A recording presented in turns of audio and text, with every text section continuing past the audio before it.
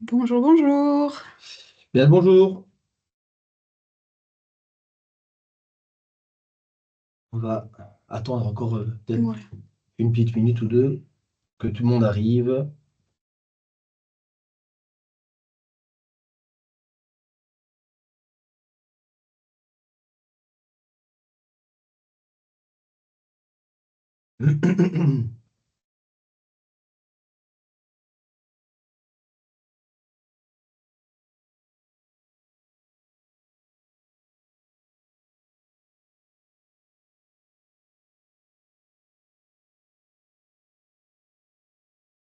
Je vois qu'il y a encore quelques personnes, en effet, qui Oui, se qui rajoutent. arrive. Oui, tout à fait.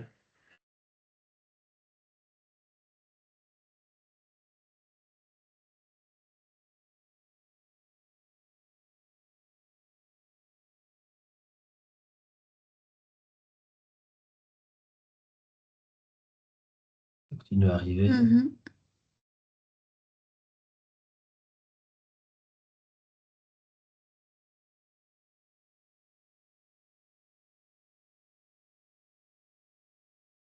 Mm. On peut peut-être commencer d'ici une minute ou deux. Oui, on va encore attendre une minute Mhm. pour être certain que tout le monde arrive parce qu'on voit ici que plus ou moins chaque seconde ou toutes les 10 secondes, il y a des nouvelles personnes qui arrivent. Donc on va encore attendre une petite minute et on commencera à 33. Comme ça, on est certain d'oublier personne, en tout cas pour le début.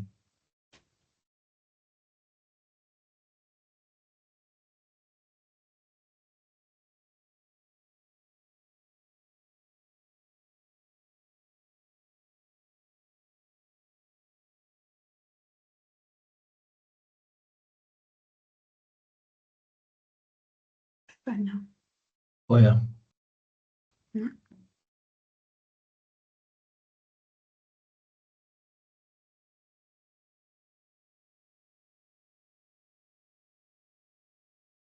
C'est bon? Ouais, on est bon. Magnifique. Bon, je vous propose de commencer ce webinaire. Donc, bienvenue à toutes et à tous à ce webinaire dédié au SRS S1, donc aux travailleurs et aux S2 travailleurs dans la chaîne de valeur. Donc, de mon côté, je vais simplement présenter un peu l'entreprise Smart to Circle et notre raison d'être. Ensuite, je laisserai la parole à Pauline pour entrer dans le vif du sujet et dans l'aspect un peu plus pratico-pratique de ce webinaire.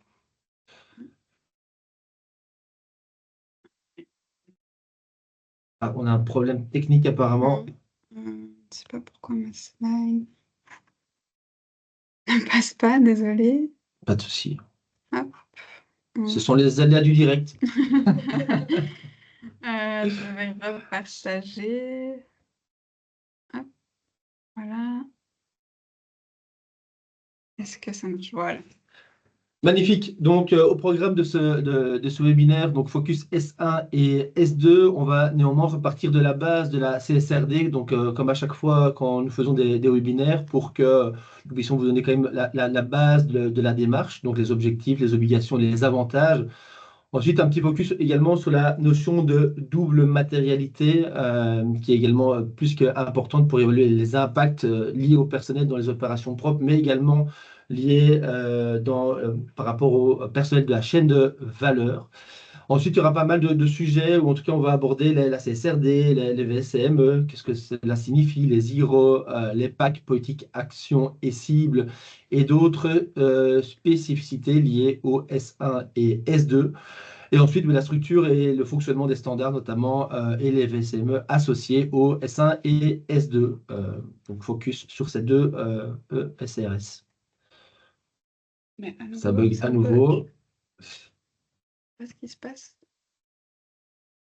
Non, c'est possible ça. Après, moi, je peux essayer hein, si besoin. Ouais, essaye un peu. C'est la première fois que j'ai ça. On va aller rechercher. Sorry pour ce petit contretemps. Ouais, On voit qu'il y a un petit problème technique qu'on essaie de résoudre très rapidement.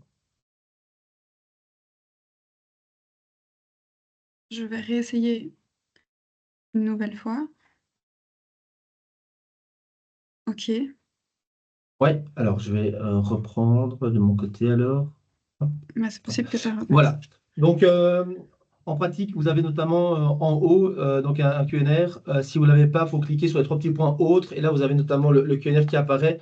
N'hésitez pas à poser vos questions durant le webinaire. On prendra le temps forcément de les noter et d'y répondre. En fin de webinaire, il y a toujours une possibilité, toujours un temps dédié à vos questions et forcément les réponses qui y sont associées. Et Et chaque fois, ça bug. Pauline ne veut pas donner son webinaire. Je ne sais pas ce qui se passe. Pourquoi est-ce que chaque fois que je veux changer de slide, c'est un petit peu embêtant. Désolée. Je vais regarder, ouais. Smart Circle Academy. Ah oui, c'est ça. Non, Hop. le dernier. Ouais, le 4.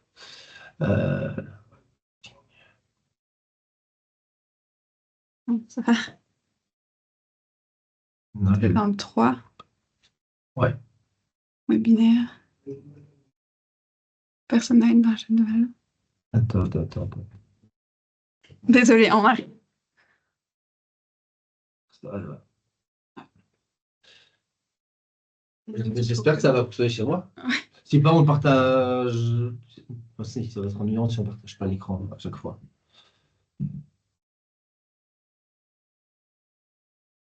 Donc, je vais, moi, de mon côté, leur partager. J'espère que ça va fonctionner. Hop.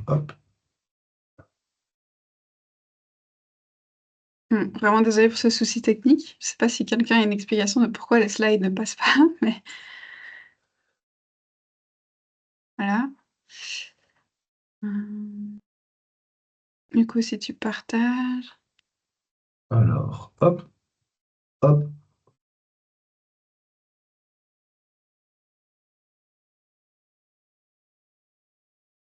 Toi, ça fonctionne. OK. Sorry. Donc, Smart to Circle, juste pour introduction, donc, qui sommes-nous? Nous sommes une société qui réalise de la consultance en stratégie de développement durable. Nous sommes convaincus chez nous que nous avons clairement besoin des entreprises pour que le monde soit meilleur et soit plus durable, tant sur l'aspect sociétal qu'environnemental. On pense également que seul on peut avancer relativement vite, mais pas bien loin, et que si nous devons attendre notamment l'aval des politiques ou autres, je pense que c'est aussi un peu peine perdue. Et donc, on pense sincèrement que c'est grâce au business des entreprises que nous avons la possibilité de faire bouger les choses, forcément au sein même de l'entreprise, mais également que ça fasse un peu boule de neige au niveau des collaborateurs qui y travaillent. Donc notre mission, c'est de pouvoir donner, nous avons le pouvoir par exemple, de donner aux entreprises le pouvoir de changer le monde, les choses grâce à leur business. Donc vous allez voir que dans notre démarche, on intègre à chaque fois la notion business et économique de l'entreprise. On veut continuer forcément à créer de la valeur avec notre accompagnement au niveau des entreprises, mais en faisant néanmoins l'effort ESG pour que le business soit plus durable en prenant en considération d'autres éléments comme l'environnement, la gouvernance et les collaborateurs. Alors, chez Smart to Circle, nous faisons de l'ESG H24, 7 jours sur 7, 24 heures sur 24. Donc, nous avons plusieurs expertises, notamment les bilans carbone, que ce soit le GHG protocole, mais également la méthode bilan carbone. Nous accompagnons également plusieurs entreprises dans l'élaboration de leur stratégie ESG. Donc qui se base à chaque fois sur 3 étapes, notamment le bilan carbone, puis des ateliers plutôt d'idéation de participatif où nous intégrons un maximum les équipes au sein même de l'entreprise, et puis l'élaboration de la stratégie en tant que telle avec l'identification des impacts, risques et opportunités, la notation, les politiques, actions et cibles que nous identifions, et puis forcément les objectifs futurs. Le livrable de tout cela, forcément, c'est un rapport de durabilité qui est évidemment au niveau des normes GRI, et nous prenons en considération d'autres aspects comme les ODD et forcément la CSRD.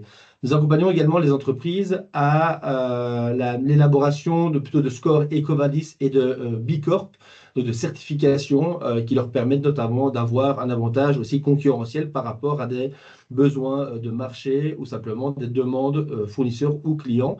Et puis, on accompagne aussi des entreprises. Alors, il y a des stratégies ESG, mais liées plutôt à des PME, et des stratégies ESG, mais aussi liées à des conformités CSRD. C'est notamment l'objet de ce webinaire, et de manière un peu plus spécifique également des accompagnements autour de l'économie circulaire.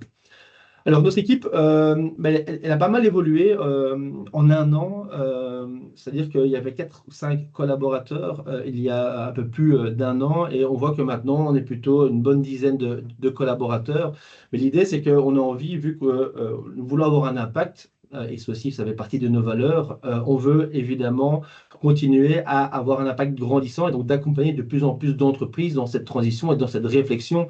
C'est pour ça qu'on a à cœur de vouloir continuer à se développer, à grandir, et surtout à créer de la valeur, que ce soit business pour l'entreprise, mais en prenant en considération les notions ESG. Et donc, c'est bien un mix de tout cela qu'on préconise, et c'est pour ça que nous sommes en expansion, je dirais, depuis un certain temps. Comme vous pouvez le constater, on accompagne donc pas mal d'entreprises de niveaux et de secteurs différents, donc Decathlon, des RTL, des EVS, et puis pas mal au niveau de la construction aussi, des Wust, des Socogetra. Actuellement, même s'ils ne sont pas ici présents, on a la Brasserie Collier qu'on accompagne, on a Sadinter au niveau de l'énergie.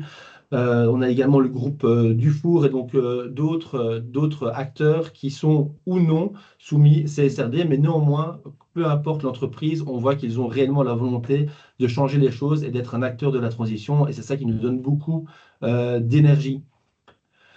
Donc voilà un peu pour la petite présentation, la petite introduction. Je vais maintenant laisser la parole à Pauline, qui va rentrer dans le contexte CSRD, dans l'aspect un peu plus technique de ce webinaire. Est-ce que tu veux qu'on switch pour que je... Tu peux... Ah oui, ok, oui. Petit changement. Comme ça, j'ai la main sur les... On est flexible. Voilà. Donc, désolée encore une fois pour ce petit souci technique. Donc, au niveau de la CSRD, qu'est-ce que c'est? Mais donc, la CSRD, c'est un cadre qui a été posé par l'Europe pour en fait venir cadrer les informations donc sur l'environnement, le social et la gouvernance. Donc, venir mettre un cadre pour ces entreprises quand elles publient ces informations.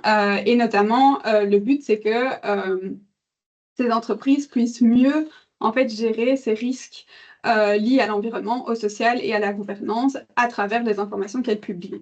Alors pourquoi l'Europe a mis en place cette directive? Mais elle l'a mis en place parce qu'en fait il y avait un vrai problème au niveau de la comparabilité des rapports. Donc les rapports ESG existent depuis avant la CSRD, ça fait bien 30 ans, et il y avait vraiment des problèmes de qualité au niveau des rapports. Il y en avait qui étaient très bons dans certains secteurs, d'autres qui étaient vraiment moins bons, et finalement on comparait les entreprises entre elles sur base de ces rapports qui ne suivaient pas du tout les mêmes normes. Et donc l'Europe a voulu en fait mettre en place ce cadre qui est la CSRD pour que ces rapports puissent être comparables les uns aux autres, et donc aussi dans l'objectif que les données soient fiables pour tendre vers la crédibilité et la fiabilité comme les rapports financiers en fait. Alors, vous l'avez sans doute entendu, puisque maintenant ça fait déjà depuis fin février que Stéphane Séjourné, donc le vice-président exécutif à la Commission européenne, avait annoncé donc la suppression de la CSRD via la législation Omnibus, donc Omnibus qui regroupe en fait, qui vise plusieurs régulations européennes, pas que la CSRD mais d'autres aussi, et notamment au niveau de l'agriculture. Et donc cette législation Omnibus visait, alors Stéphane Séjourné avait annoncé une suppression qui va en fait être, qui a été votée comme plutôt une simplification. Donc on n'est pas du tout sur une suppression de la CSRD, mais plutôt sur une simplification de la CSRD. Alors, nous, on est assez confortable avec cette idée en fait que la CSRD a été simplifiée. Pourquoi? Parce que on n'a pas attendu à nouveau la CSRD pour faire du reporting. C'est quelque chose qu'on fait depuis une dizaine d'années. Et avant cette CSRD, nos clients, en fait, ils venaient vers nous et ils nous disaient, mais nous, en fait, on a envie de faire un reporting parce qu'on trouve que ça a du sens, que ça a un impact positif, qu'on est motivé à le faire, on a envie de le faire. Et finalement, avec cette CSRD aujourd'hui, on entend plutôt, mais en fait, ça me saoule, ça m'énerve de devoir faire ce reporting, je dois le faire, et je comprends pas pourquoi je dois le faire alors que Trump lui, il fait ce qu'il veut, et en plus, moi, je suis contre les voitures électriques, et j'ai pas, et donc je comprends pas. Alors, on a un amalgame aussi voiture électrique, rapport ESG. Mais n'empêche que tout ça a fait qu'on s'est retrouvé avec CSRD vs entreprise, où donc il y a eu un petit peu cette confrontation entre les deux. Et donc finalement, la CSRD, il faut dire ce qui est, le but est totalement louable de pourquoi l'Europe a voulu mettre en place cette CSRD. C'est pour, comme je l'ai dit, avoir des données plus fiables, plus comparables. Donc ça, c'est totalement, et on adhère totalement à ce but. Le problème, c'est comment elle l'a fait en complexifiant beaucoup les choses, alors que finalement, le reporting, comme je disais, existe déjà depuis avant la CSRD, était fait de manière beaucoup plus simple. Et là, ça a tout complexifié. En fait, l'Europe a tout complexifié, avec notamment ce qui fait peur à juste titre. On parle de 1200 data points à fournir et on se dit, mais attendez, moi, j'ai jamais fait d'ESG, donc environnement, social, gouvernance, j'ai jamais fourni d'informations. Et là, on me demande de fournir 1200 data points, ils sont complètement fous. Alors, data point, ça ne veut pas forcément dire données, déjà. Data point, ça peut être une phrase, ça peut dire j'ai fait un bilan carbone et c'est un data point. Mais on y reviendra. N'empêche que du coup, ces 1200 data points et ces informations, alors il y a aussi dans ces 1200 data points des choses qui sont obligatoires et des choses qui ne le sont pas. Donc ça, on y reviendra aussi. Mais ça fait qu'en fait, on a des rapports un petit peu indigestes, énormes, que personne ne va lire. Donc ça, c'est un petit peu le pourquoi est totalement louable, le comment a été un petit peu, fortement complexifié. Alors, ce qui est important à retenir, et ça c'est vraiment peut-être une des slides les plus importantes d'aujourd'hui, c'est que si vous comparez en fait l'aspect financier à l'aspect ESG, donc environnement social et gouvernance, en finance, vous avez, quand vous faites du financier, vous avez des normes. Vous avez les Belgium Gap, ou vous avez les normes IAS, IFRS pour les plus grandes structures. Et en fait, derrière ces normes, il y a une obligation. Alors en Belgique, on a le Code des sociétés et des associations qui oblige en fait les entreprises à respecter ces normes financières. En ESG, c'est ce que je disais, il y a des normes qui existent depuis 30 ans, les GRI. Global Reporting Initiative. Et donc, ce sont des normes qui existent et dont la CSRD s'est inspirée pour poser son cadre. Et la CSRD avait un but totalement louable puisqu'elle venait mettre en fait l'obligation sur ces normes GRI pour certaines entreprises. Avec en fait cette obligation de la CSRD, il se fait que des labels comme EcoVadis et Bicorp, dont on entend beaucoup parler, en fait n'avaient plus trop de raison d'exister puisque eux en fait agissaient comme un petit peu les gendarmes de l'ESG, c'est-à-dire que tant qu'il n'y avait pas d'obligation, eux venaient en fait mettre le tampon, la certification pour dire mais en fait cette entreprise fait un bon reporting alors que cette entreprise pas du tout. Et puis avec cette CSRD, ça n'avait plus trop de sens. On ne va pas revenir en finance, vous n'avez pas un label qui vient vous dire que vous avez bien suivi les normes. Ça n'a pas de sens, vous suivez l'obligation. Et donc ici, avec ce recul, cette simplification de la CSRD, et notamment donc une grosse partie des entreprises qui ne sont plus soumises, ces gendarmes de l'ESG, donc ces entreprises privées qui mettent des certificats, des certifications comme EcoVadis et Bicorp, vont reprendre encore un peu, vont encore être présentes. Alors, qu'est-ce que dit cette simplification? Donc, dans l'ancienne version de la CSRD, on avait il fallait remplir 2 des 3 critères suivants pour être soumis, donc 250 employés, 50 millions de chiffre d'affaires ou 25 millions de total bilan. Dans la nouvelle CSRD, le point qui compte, c'est si vous avez plus de 1000 employés. Si vous avez plus de 1000 employés, vous êtes soumis à la CSRD. Et qu'en plus de ça, après, une fois que vous avez plus de 1000 employés, on regarde si vous avez plus de 50 millions de chiffre d'affaires ou 25 millions de total bilan. Mais en général, si vous avez plus de 1000 employés, vous avez plus de 50 millions de chiffre d'affaires et 25 millions de total bilan. Donc en gros, le critère, c'est plus de 1000 employés. Donc ça, cette simplification-là a fait en sorte qu'on se retrouve avec 50 000 entreprises qui étaient soumises à la CSRD. Donc en Europe, d'entreprises européennes, on passe maintenant à 10 000 entreprises. Alors, donc cette nouvelle CSRD, elle reste obligatoire pour ces entreprises qui ont plus de 1000 employés et en fait pour tous les autres, elle devient volontaire. Donc en fait, c'est un choix ou pas de faire du reporting selon la CSRD. Et donc, quid de ces entreprises qui étaient anciennement soumises et qui ne le sont plus? Mais ces entreprises, selon ce que a proposé la Commission européenne donc en février dernier, c'est que ces entreprises peuvent en fait faire du reporting selon des normes qu'elles appellent Voluntary Sustainability Reporting Standard, donc des VSME, qui sont en fait des normes qui avaient été prévues pour les petites et moyennes entreprises qui voulaient en fait faire un reporting volontaire inspiré de la CSRD quand leurs gros clients ou leurs fournisseurs qui eux étaient soumis à la CSRD leur demandaient en fait des comptes. Elles pouvaient faire un reporting vraiment simplifié mais inspiré de la CSRD, donc selon ce qu'on appelle les normes VSME. Alors, les normes VSME, c'est quoi? Donc, ce sont des normes qui sont volontaires, comme je viens de le dire, qui étaient spécifiquement conçues pour les PME et qui sont donc inspirées très très fort, on va le voir, de la CSRD. Et donc, ces normes, elles ont l'avantage d'être vraiment simplifiées et adaptées pour les PME. Alors, quand je dis que ces normes suivent la même structure que la CSRD, ben, vous le voyez ici, la CSRD, elle parle d'environnement, de social et de gouvernance. Et dans l'environnement, on a les sujets changement climatique, pollution, biodiversité, eau, économie circulaire. On avait fait des webinaires sur tous ces sujets environnementaux. Maintenant, on passe dans les sujets plutôt sociaux. Donc, on a le personnel de la chaîne de valeur, les communautés affectées, les consommateurs et utilisateurs finaux, et puis tout ce qui est gouvernance, donc bien-être animal, culture d'entreprise, etc. Et donc, vous voyez que les VSME, en fait, suivent cette même structure, environnement, social, gouvernance, avec, pour l'environnement, exactement les mêmes sujets. Pour le social, on va le voir, une simplification. Et dans la gouvernance aussi, une simplification. Et donc, ça, c'est le module de base qui était vraiment demandé aux toutes petites entreprises, aux micro-entreprises. Et puis, pour les autres qui se lançaient dans l'aventure VSME, donc qui sont un peu plus grosses, des entreprises qui ont plus de 10 personnes, on conseillait donc aussi d'adopter le module complémentaire qui vient vraiment en complément de la base. Donc la base, c'est vraiment vous fournissez les informations de base et puis comme vous êtes un peu plus grand, on estime que vous pouvez fournir un peu plus d'informations et donc en complément des informations de base. Alors, nous, on est donc, comme je l'ai déjà un peu dit, on est assez contente de cette simplification parce que ben, donc, c'est quelque chose qu'on entendait tous les jours, que c'était compliqué, que c'était pas du tout adapté. Maintenant, il ne faut pas perdre de vue que les urgences, elles sont toujours là.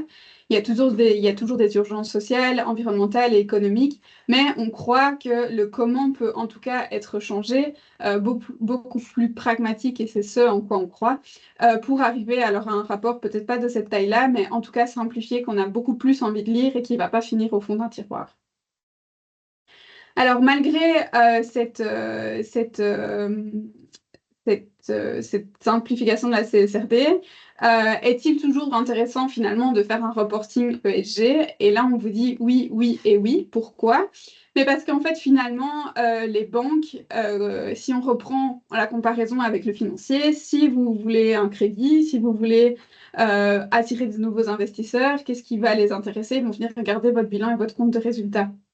Si par contre, vous avez des investisseurs, des clients, des potentiels futurs employés, si vous voulez un label parce que commercialement c'est mieux, si vous voulez, on va en y reparler aussi, mais des marchés publics, à recevoir en fait, enfin gagner des marchés publics. Mais en fait, ce que vous avez besoin de prouver, c'est pas le bilan et le compte de résultat. Ici, dans ce cas-ci, c'est le rapport ESG. Donc le rapport ESG, le rapport de durabilité permet en fait de montrer, d'approuver, surtout si vous suivez les normes CSRD ou VSME, que vous êtes dans la bonne voie, que vous faites les choses correctement. Et donc évidemment, les investisseurs, enfin les différents publics qu'on a cités vont avoir confiance en ce que vous faites. Alors pourquoi est-ce que c'est toujours intéressant de faire la CSRD? Parce qu'il ne faut pas oublier qu'en fait les grandes entreprises, je regarde juste à ma slide, ouais. Les grandes entreprises, elles sont déjà en marche. C'est ce que je regardais, est-ce que j'avais la slide ou pas, mais je ne l'ai pas mise. Mais en fait, vous avez des exemples où vous avez des décathlons, par exemple, qui annoncent que d'ici 2050, ils veulent réduire 90% de leurs émissions CO2 sur le scope 3. Mais le scope 3, c'est les fournisseurs et c'est leurs clients. Donc en fait, ça veut dire quoi? Ça veut dire que si les fournisseurs et les clients de Decathlon veulent continuer, enfin les clients, mais si les fournisseurs de Decathlon veulent continuer à travailler avec Decathlon, ils vont devoir décarboner aussi. Sinon, Decathlon va leur dire, écoutez, moi je me suis engagé à réduire de 90%, si vous ne faites rien, mais on ne travaille plus ensemble. Et donc en fait, ce mouvement, il est déjà en marche, CSRD ou pas CSRD. Les grandes entreprises qui, elles, continuent en fait d'avoir ces obligations et ces pressions de faire mieux vont toujours demander des comptes. Et puis, au niveau du secteur bancaire, le secteur bancaire, il doit toujours aussi décarboner son portefeuille. Donc, ils n'ont pas le choix. Ils doivent décarboner parce que eux, c'est potentiellement l'octroi de crédit qui peut leur être retiré si ils ne décarbonent pas leur portefeuille. Et donc, puisqu'ils doivent décarboner leur portefeuille, ils vont regarder à qui ils font des crédits et ils vont regarder et vont favoriser les personnes enfin les entreprises qui ont déjà une démarche pour elles-mêmes décarboner. Et puis, on a aussi les entreprises qui étaient dans le premier volet de la CSRD, qui ont déjà commencé un rapport enfin, les premiers retours montrent qu'en effet, au début, c'est une contrainte de la CSRD, mais qu'après, c'est vraiment une opportunité, et c'est une opportunité dans deux sens. C'est que c'est un outil d'anticipation. En fait, c'est vraiment se mettre autour de la table et prendre l'occasion de se dire, en fait, finalement, est-ce que nous, on a des chances d'être affectés par des inondations? Est-ce que les canicules, ça pourrait affecter notre business et ce genre de choses? Et c'est vrai que si on n'a pas la CSRD, on ne prend pas nécessairement le temps de le faire, en fait, d'anticiper ces risques-là. Et puis la CSRD, elle permet aussi de rendre compte pour mieux se rendre compte. Donc à partir du moment où on se rend compte, ben, on sait mieux, ça c'est lié à l'outil d'anticipation, on sait mieux anticiper la suite, le futur.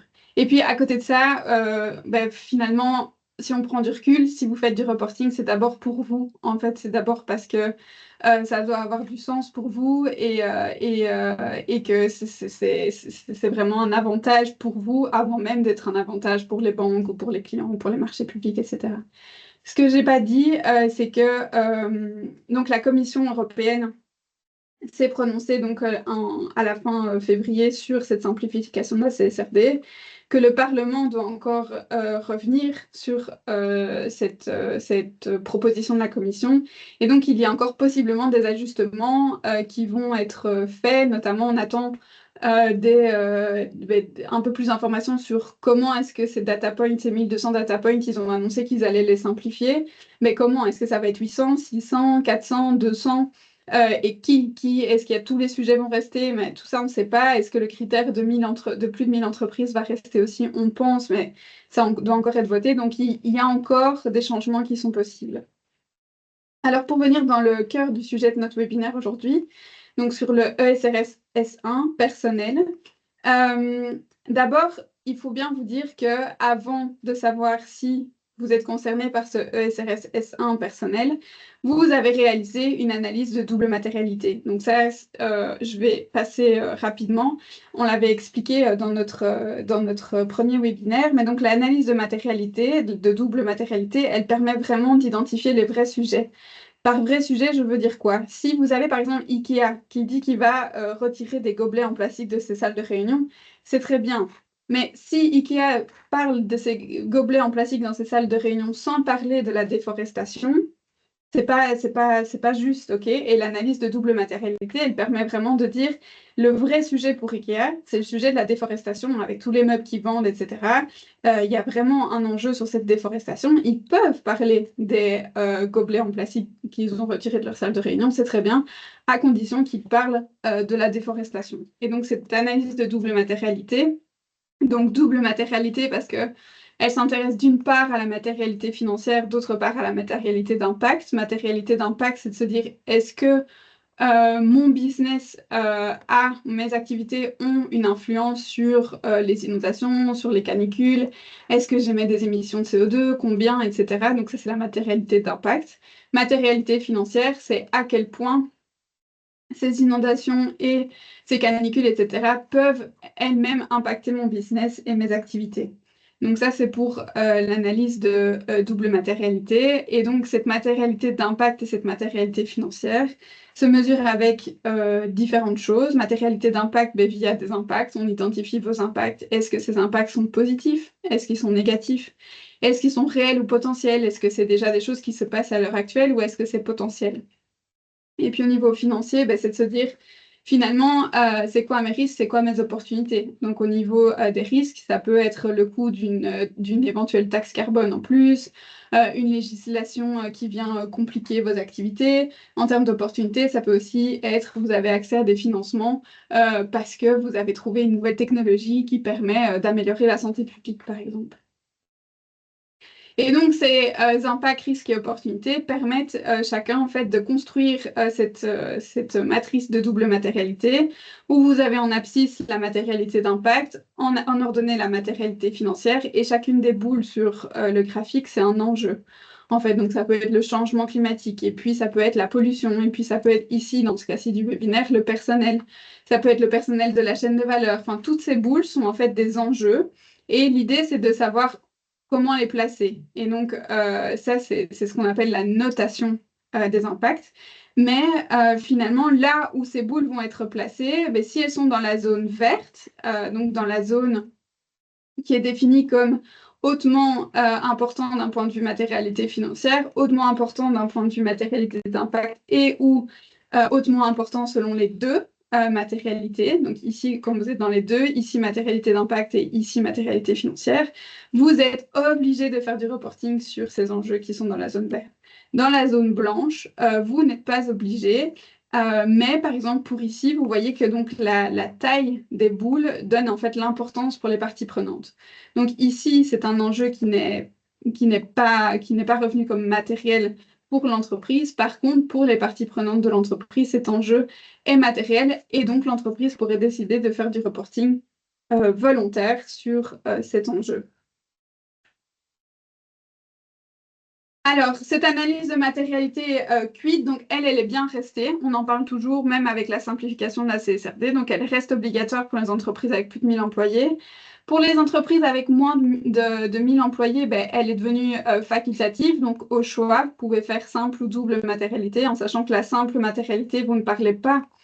Il n'y a pas sur l'axe des Y, donc il n'y a pas ici de matérialité financière. Ici, ce qu'on met sur l'axe des Y, en fait, c'est l'importance des parties prenantes. Donc, en fait, les boules ont toutes la même taille. On n'a pas trois dimensions dans la simple matérialité. Et donc, pour ces entreprises de moins de 1000 employés, ben, c'est au choix. Et pour les petites entreprises, ben, c'est également au choix. Et nous, ce qu'on conseille, c'est que pour les grandes entreprises de moins de 1000 employés, c'est garder la double matérialité. Pourquoi? Parce que c'est quasiment pas beaucoup de travail en plus, c'est 3 heures de travail en plus que la simple matérialité. Mais par contre, c'est vraiment un réel plus parce que ça permet de rester dans le même langage que les toutes grandes entreprises qui sont soumises, enfin de parler le même langage que les toutes grandes entreprises qui sont soumises à la CSRD. Pour les plus petites entreprises, ben, ça dépend. En fait, ça dépend quels sont un peu les personnes avec qui vous faites vos activités principales et s'il y a une demande ou pas de simple ou de double matérialité. Si pas de demande de double matérialité, on peut rester sur une simple matérialité.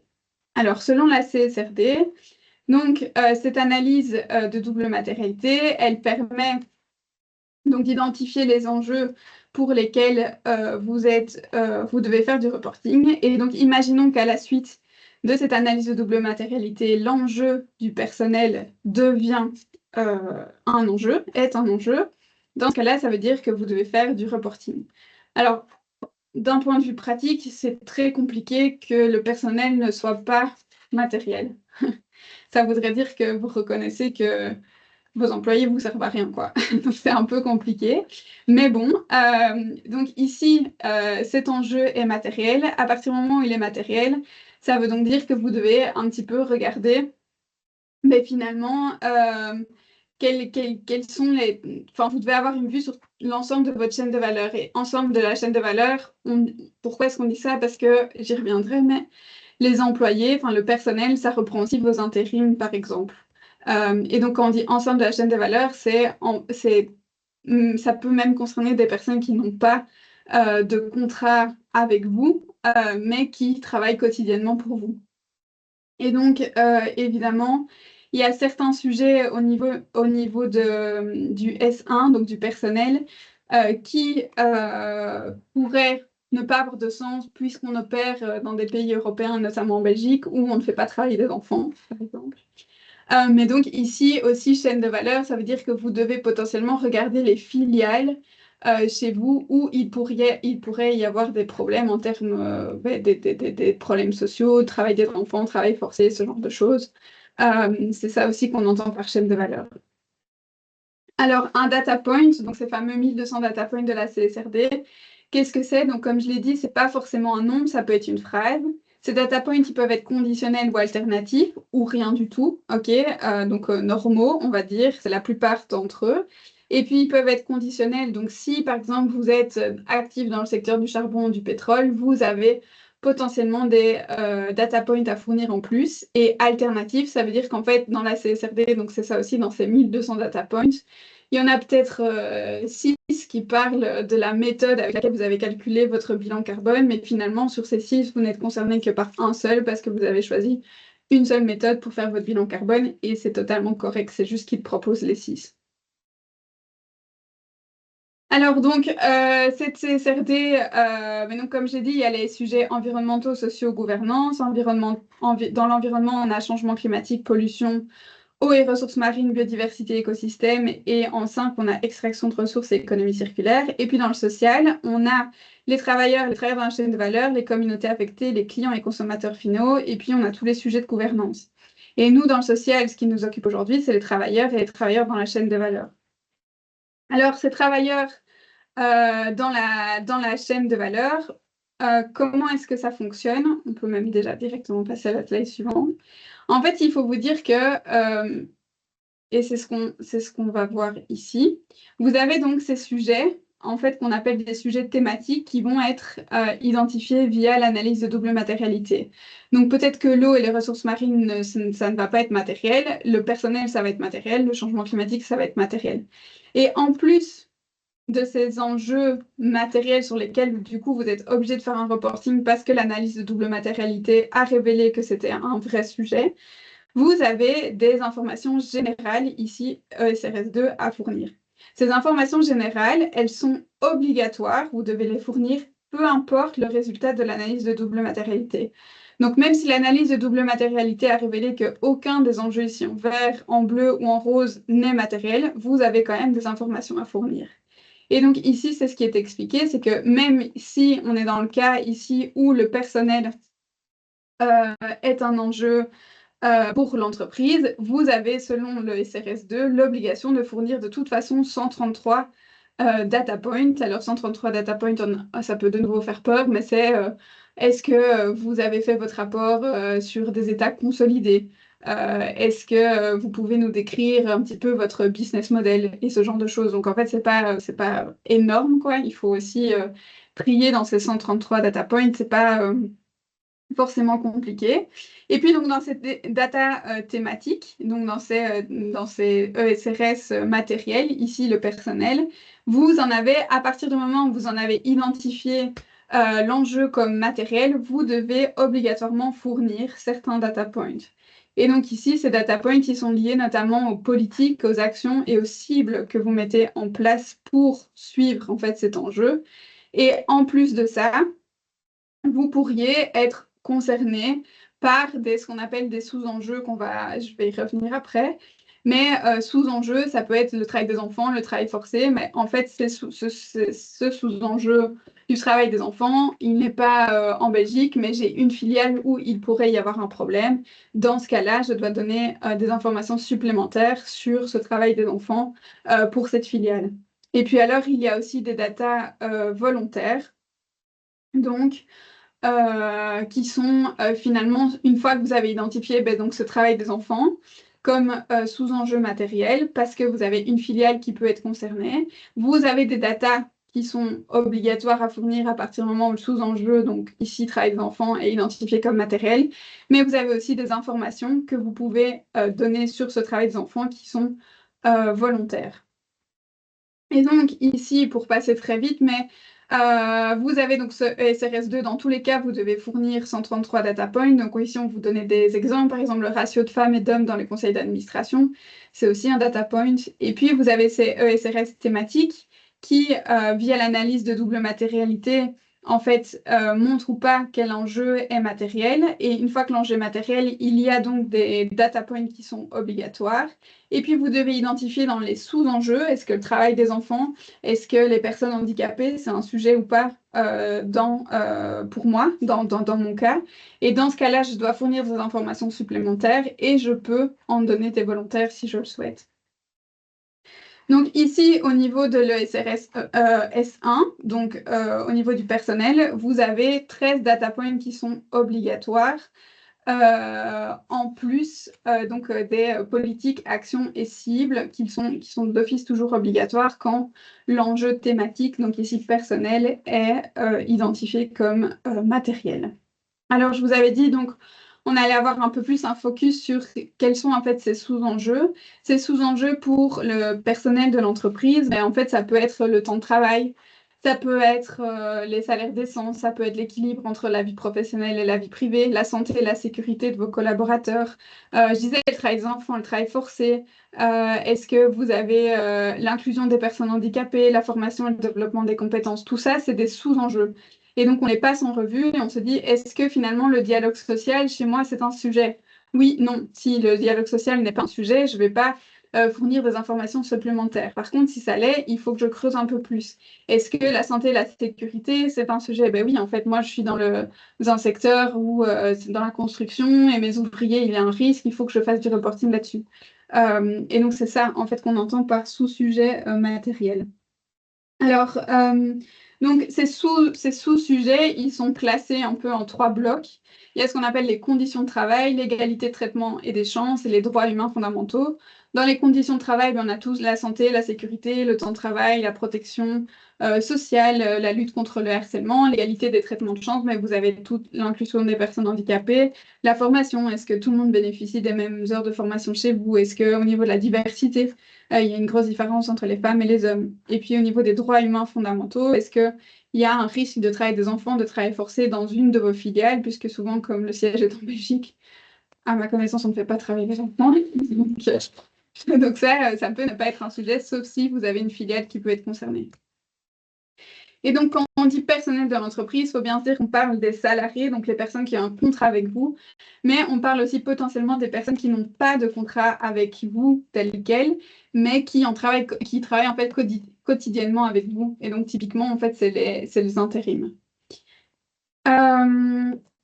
Donc ça, voilà. Ici, au niveau, pour donner quelques exemples, ici vous avez l'exemple de Fnac, par exemple, qui a en fait fait du reporting donc sur son personnel, qui explique un peu plus qu'il a mis en place une politique de santé et sécurité pour ses employés, que notamment ils ont mis en place des actions pour prévenir les risques psychosociaux, que ça leur tient vraiment à cœur de respecter les exigences légales. Après, bon, ils sont obligés de les respecter, donc voilà, mais bon.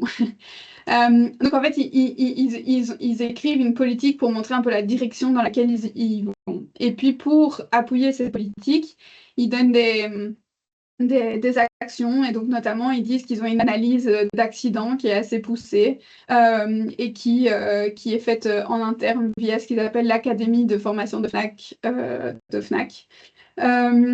Ils font aussi des formations, ils proposent des formations de secourisme, de posture pour les troubles musculo-squelettiques, etc. Donc ça, c'est des actions qu'ils mettent en place pour en fait atteindre la direction qu'ils se sont donnée avec les politiques. Et puis il faut aussi parler des cibles, donc qui sont obligatoires. Je vous ai dit, quand on est quand on a identifié l'enjeu personnel comme obligatoire, vous avez les politiques, les actions et les cibles qui sont en fait obligatoires. Vous devez fournir des informations là-dessus. Donc là, vous avez l'exemple où ils ont mis une politique, ils ont mis les actions, et puis ils disent au niveau des cibles, mais en fait, on n'a aucune cible pour l'instant, mais on s'engage à réduire le taux d'accident et avoir une meilleure vue sur cette cible dans le prochain rapport. Donc, à nouveau, vous pouvez ne pas voir, il faut juste dire que vous n'avez pas. Alors, pour les entreprises qui seraient maintenant concernées par les VSME, ça donne quoi au niveau du personnel? Alors, les politiques, donc ce qu'on retrouvait dans vraiment distinct politique expansive dans le personnel, ici, vous avez toujours l'idée de cette politique au niveau du personnel, mais elle va être regroupée à plein d'autres politiques. Donc, en fait, en introduction du rapport, au lieu d'avoir chaque fois la politique pour le changement climatique, la politique pour l'eau, la politique pour les travailleurs, vous allez avoir en fait les politiques qui sont rassemblées à un seul endroit en introduction du rapport. Donc ça, c'est une première différence. Et puis alors, au niveau des informations à fournir, mais dans le module de base, sur les caractéristiques générales au niveau de l'effectif, donc du personnel, la première chose qui va être demandé, c'est de donner un petit peu une description finalement de vos salariés par type de contrat, par sexe et aussi dans les pays dans lesquels ils opèrent. Et puis à partir du moment où vous avez 50 salariés, on vous demande de fournir des informations plus détaillées et notamment sur le ratio femmes-hommes au niveau de la direction. Donc ça, c'est dans le module complémentaire.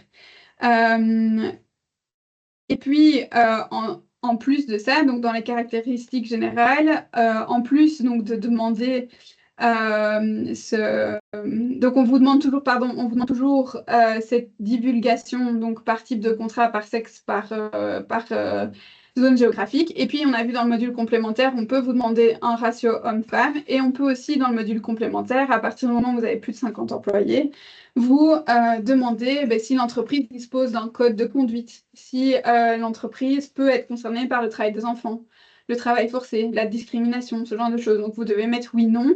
Et puis, est-ce que l'entreprise dispose d'un mécanisme pour traiter les plaintes de ses effectifs? Donc ça, c'est un peu lié aux lanceurs d'alerte, etc. Au niveau de la santé et la sécurité, les VSME, à nouveau dans le modèle de base, elles disent les informations basiques que j'ai besoin de savoir, c'est le nombre et le taux d'accidents de travail et le nombre de décès. Ça, c'est un peu moins marrant. Et puis dans le module complémentaire, on vous demande finalement est-ce que l'entreprise peut me donner un peu plus d'informations sur ces accidents? Est-ce qu'elle est en mesure de les décrire? Est-ce qu'elle a connaissance d'incidents qui se sont passés dans sa chaîne de valeur? Donc ça, chaîne de valeur ou avec les utilisateurs finaux. Est-ce que vous avez un enfant qui s'est étranglé avec ce que vous avez vendu, par exemple? Ça, c'est des choses qu'on demande dans le module complémentaire. Et puis au niveau de la rémunération, dans le module de base, donc on vous demande si les salariés reçoivent une rémunération égale ou supérieure au salaire minimum du pays dans lequel vous opérez. On vous demande le pourcentage de salariés couverts par des conventions collectives, le nombre moyen d'heures de formation annuelles par salarié. Et on ne vous demande rien en plus dans le module complémentaire. Donc ils se satisfont de ces informations du module de base pour toutes les entreprises qui seraient sous VSME. Au niveau des travailleurs de la chaîne de valeur, en fait, c'est exactement les mêmes, mais c'est les mêmes sujets que pour le personnel, mais appliqués à votre chaîne de valeur. Donc, votre chaîne de valeur, en fait, c'est toutes les autres personnes. C'est toutes les autres personnes qui travaillent pour vous, mais pas quotidiennement. Surtout qui peuvent, en fait, et finalement, les personnes qui travaillent pour votre fournisseur, mais qui finalement vous achetez les produits à ce fournisseur. Donc, en fait, c'est toutes les autres personnes qui gravitent autour de votre entreprise qui pourraient être elles-mêmes concernées par des problèmes en termes du travail des enfants, travail forcé, par la question des salaires décents et ce genre de choses. Donc ici, c'est ce qu'on explique, c'est que finalement, via le S1 et le S2, donc le personnel et le S2, les travailleurs dans la chaîne de valeur, normalement, in fine, tous les travailleurs qui gravitent autour de vous et qui vous permettent de faire vos activités devraient être couverts. Alors donc, à partir du moment où donc ces travailleurs dans la chaîne de valeur, c'est un enjeu matériel, donc à nouveau, l'analyse de double matérialité a révélé que l'enjeu qui était dans la zone verte qu'on a vu tout à l'heure est assez haut, et donc vous devez faire du reporting dessus. Vous devez prendre en compte toute votre chaîne de valeur. Et pour ça, en général, on conseille de réfléchir aussi en termes de filiales, mais aussi surtout de zones géographiques, parce qu'il y a des zones géographiques qui sont, si vous avez des fournisseurs qui sont dans certains continents, je pense plutôt à l'Afrique ou à l'Asie, ça peut être vraiment des soucis en termes de conditions de travail. Et donc, une fois que cet enjeu S2, donc travail sur la chaîne de valeur, est identifié comme matériel, vous avez donc à nouveau, en plus de ces politiques, ces actions et ces cibles qui sont toujours obligatoires de publier une fois que l'enjeu thématique, donc ici, travailler dans la chaîne de valeur, est identifié comme matériel, vous en avez 9 supplémentaires à ces politiques, ces actions et ces cibles. Au niveau des sous-enjeux, mais donc, vous voyez, quand je vous disais que c'était quasiment les mêmes sujets, donc en fait, vous faites un peu copier-coller, c'est juste que le gros thème est différent. Mais c'est que ici, en fait, on parle exactement des mêmes sujets. La seule différence, c'est ici où vous avez l'eau et l'assainissement en plus. Donc, en plus de tout ce qu'on a déjà cité dans le S1, donc les questions de travail des enfants, de salaire décent, de liberté d'association et ce genre de choses, dans les travailleurs dans la chaîne de valeur, on parle aussi de l'eau et l'assainissement. Donc, est-ce que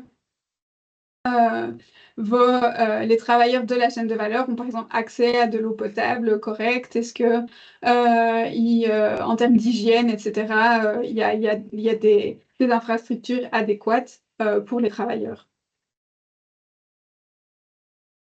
Alors donc, c'est ce qu'on disait déjà tout à l'heure. Donc, je vous ai dit, une fois que l'enjeu travail dans la chaîne de valeur est identifié comme matériel, vous avez toujours les politiques, les actions et les cibles que vous devez publier obligatoirement. Ça fait plus ou moins 32 data points. Et puis, ces 9 supplémentaires que je vous disais qui sont obligatoires. Mais en fait, ils sont obligatoires sur quoi? C'est quoi que vous devez fournir? Ben, vous devez en fait décrire les différents types de travailleurs de votre chaîne de valeur, décrire les zones géographiques qui pourraient être affectées et où le risque d'incident de travail pourrait être le plus élevé.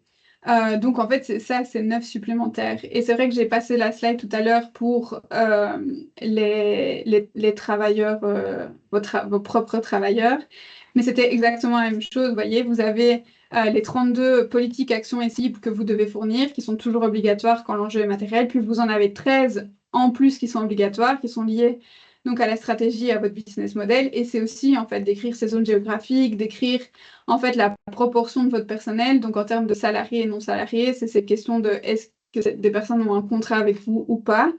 Et puis, donc si je reviens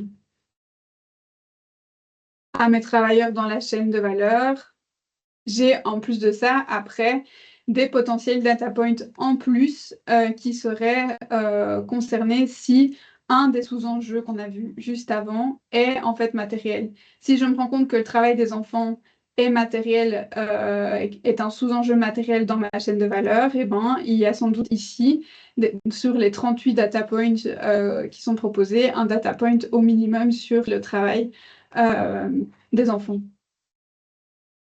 Et donc ici, à nouveau, donc si on reprend l'exemple de Fnac, mais ils ont décrit leur politique, ils disent qu'ils travaillent en lien, enfin qu'ils respectent les principes directeurs donc de l'OCDE, mais qu'en termes de sourcing, ils ont mis des actions en place, ils ont des bonnes pratiques, mais ils ont un code de conduite, en gros. Ici, ils parlent aussi qu'au sein du bureau de Hong Kong, une équipe dédiée d'inspecteurs spécialisés joue un rôle central dans l'identification, l'évaluation et la gestion des risques associés aux fournisseurs et au processus d'approvisionnement. Donc, ils auraient un audit, en gros, interne. Et puis alors, à nouveau, on vous dit que au niveau des cibles, il y a un taux de conformité qui est environ de 77% pour le sourcing, donc sans doute pour les codes de conduite, et qu'ils aimeraient atteindre 80% d'ici 2026. Donc ça, c'est la cible qu'ils se sont fixée. Donc vous voyez toujours politique, action et cible. Mais à nouveau, tout ça, c'est des data points, alors qu'en fait, vous voyez quasiment aucun chiffre. Donc c'est quasiment que du texte. Et alors, selon les normes VSME, et ça c'est intéressant, c'est qu'en fait, les normes VSME au niveau social, c'est juste le personnel. Donc tout ce qui est travailleurs de la chaîne de valeur, communauté affectée et utilisateurs et consommateurs finaux qu'on avait dans la CSRD, on n'en parle pas dans les VSME. Et juste le seul point où il parle de travailleurs de la chaîne de valeur dans VSME, on en a un petit peu parlé, quand vous êtes sur le module santé et sécurité pour vos employés, on vous demande donc si vous avez eu des accidents, des décès, est-ce qu'il y a un risque de travail des enfants? Et le dernier point ici, c'est on vous dit l'entreprise a-t-elle connaissance d'incidents confirmés impliquant des travailleurs de sa chaîne de valeur, communauté affectée ou utilisateurs finaux. Donc en fait, ce seul point, ce seul data point, il regroupe 3 énormes sujets de la CSRD. Et donc, ça, on vient à la conclusion qui est de dire, mais finalement, nous, on est assez alignés sur cette simplification de la CSRD. Pourquoi? Parce qu'on avait des clients qui rentraient tout juste dans les seuils de 250 employés, etc., et qui finalement se retrouvaient soumis avec des entreprises qui font 1 milliard, 3 milliards de chiffre d'affaires, enfin, qui sont complètement énormes, et eux, ils étaient tout petits, et ils disaient, mais on est soumis de la même manière, ça n'a pas de sens. Et c'est vrai. Mais à l'inverse, maintenant, on va se retrouver avec en fait des entreprises qui sont en dessous des 1000 employés, qui sont quand même du coup des grosses entreprises, et qui peuvent, si elles veulent, adopter des normes qui sont adaptées pour des PME. Et donc, on a à nouveau quelque chose qui n'est pas cohérent. Et donc ça, c'est l'avenir nous dira, est-ce que la Commission, enfin le Parlement européen à travers ses propositions va en fait revoir ces BSME, les réadapter pour qu'elles soient peut-être qu'il y ait des intermédiaires, qu'il y ait des entreprises de taille intermédiaire qui soient soumises à ces BSME, peut-être module complémentaire plus, où on reviendrait à demander un peu plus d'informations. Je ne sais pas. Ça, c'est des choses qu'on verra à l'avenir. Mais donc, il y a ce possible changement qui est encore là. Est-ce que ces BSME, pour l'instant, elles sont volontaires, mais est-ce qu'elles vont passer obligatoires? Est-ce qu'il y a en effet une taille intermédiaire d'entreprise qui va être adoptée? L'avenir nous le dira. Et donc, en conclusion de ce webinaire, vous devez donc retenir qu'il y a ces plus de 1000 personnes qui sont maintenant. Donc, à partir du moment où vous avez plus de 1000 personnes, vous êtes soumis à la CSRD. Au niveau du personnel, mais qu'est-ce qui se passe? C'est que si l'enjeu est matériel, mais au niveau de la CSRD, l'ancienne version, vous avez au minimum 45 data points à fournir qui sont obligatoires si le personnel est obligatoire. Donc, c'est les politiques, les actions et les cibles, décrire vos zones géographiques, enfin, c'est ce qu'on a vu. Et puis, au niveau des VSME, ben, vous avez, en fonction du module de base ou le module complémentaire, un peu plus d'informations à fournir, mais en tout cas, c'est vraiment moins déjà que la CSRD. Et au niveau de la chaîne de valeur, si l'enjeu est identifié comme matériel pour vous, mais au niveau de la CSRD, vous avez 41 data points à fournir qui sont obligatoires. Et au niveau des VSME, il n'y en a pas. Enfin, il y en a un, mais qui est repris dans les VSME du personnel. Voilà. C'est la fin.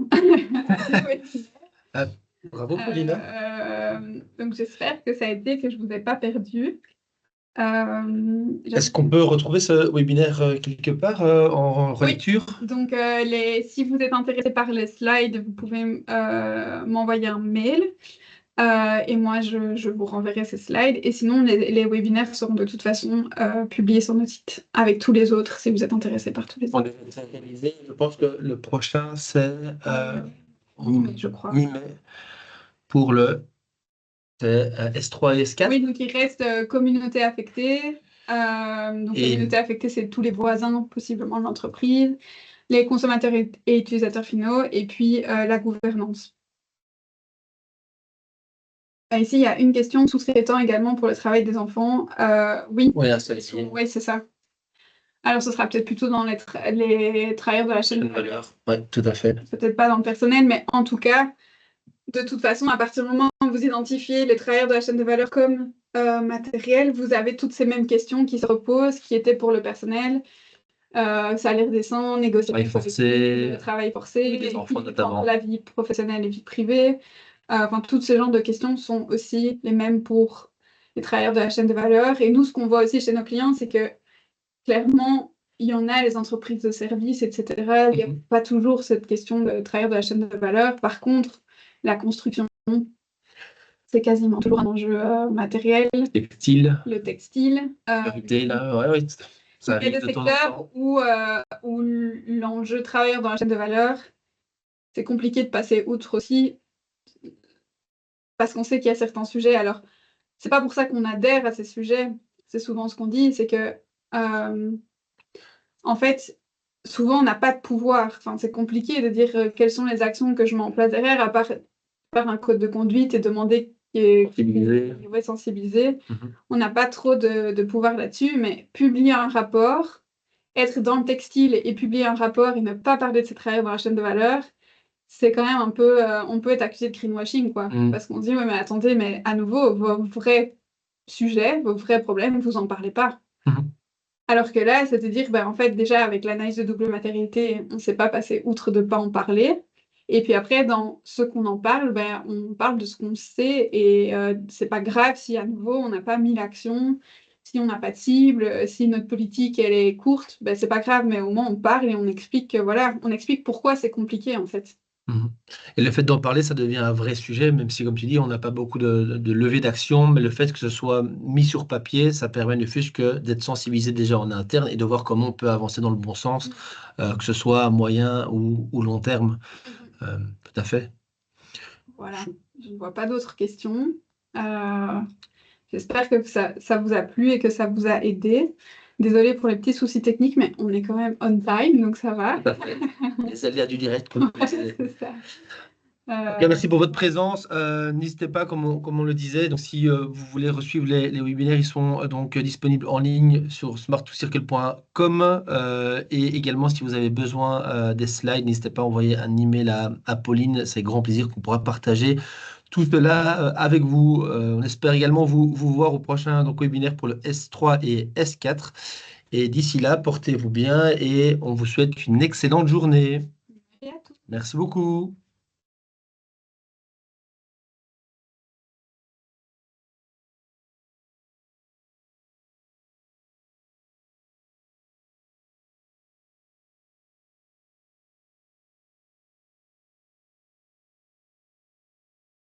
Oui.